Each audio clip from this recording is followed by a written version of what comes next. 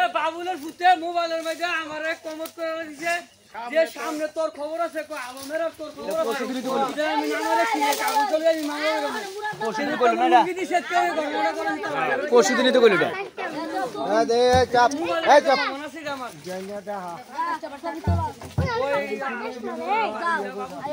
এক মনের গুলো যেমন হুমকি দিছে যাও দেওয়ানি বাসে তার আমি শুয়েছি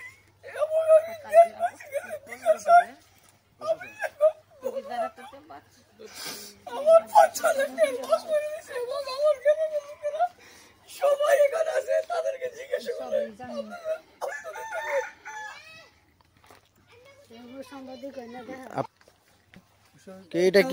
এটা কি ওষুধের বোতল? এটা ওষুধের বোতল ওইখানে পাওয়া গেছে। এটার নাম হচ্ছে ডেনিটল ওষুধ।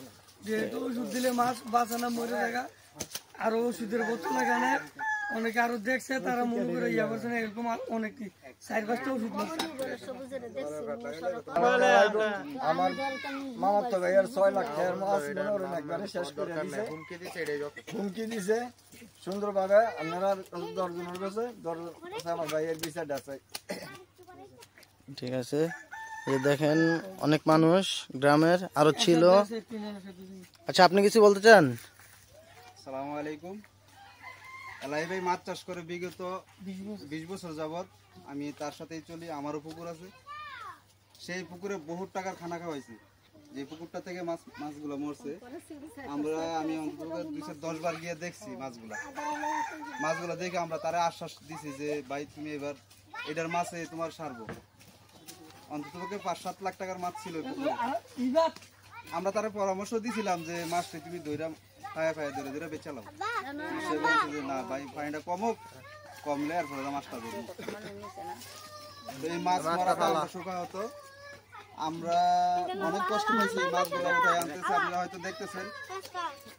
হ্যাঁ, আমরা দেখতে পাচ্ছি মাছ অনেক নিয়ে আসছে করে দিছে। মহিলারা বুঝতে পারে নাই, আগে বেচা নিছে। আমরা ছিলাম রাস্তায়, আইসা দেখি এই অবস্থা। এখন আপনারা দেশবাসী আপনাদের কাছে বিচার চাই যে আমার ভাইয়ের এই ক্ষতিটা যারা করছে তাদের উপরে যেন বিচার হয়। আচ্ছা, তুমি তোমার বাবার বিষয়ে কিছু বলো। আমার বাবা প্রায় 20 বছর ধরে পুকুর খাড়ি মেরে অনেক পুকুর করে, কিন্তু 20 বছরের ভিতরে এরকম কোনোদিন কেউ আমাদের পুকুরের ভিতরে বীজ দেয় নাই। এই আজকে 2-3 দিন যাবত বাবুলের পুতে শরীফ আইডির নাম হয়েছে আরিফ। হ্যাঁ, 2-3 দিন যাবত ফেসবুকে এবং ইমুতে হুমকি দিতেছে যে তুই 2-3 দিন পরে তুই দেখে তোমার বাবাকে দিচ্ছে না? আমার বাবাকে হুমকি দিচ্ছে এই 2-3 দিন যাবত। হুমকি দেওয়ার পরে এই সুখবর দিল আর কি। এটাই তোমাদের সুখবর ছিল? আর এটাই ওর কাছ থেকে সুখবর ছিল।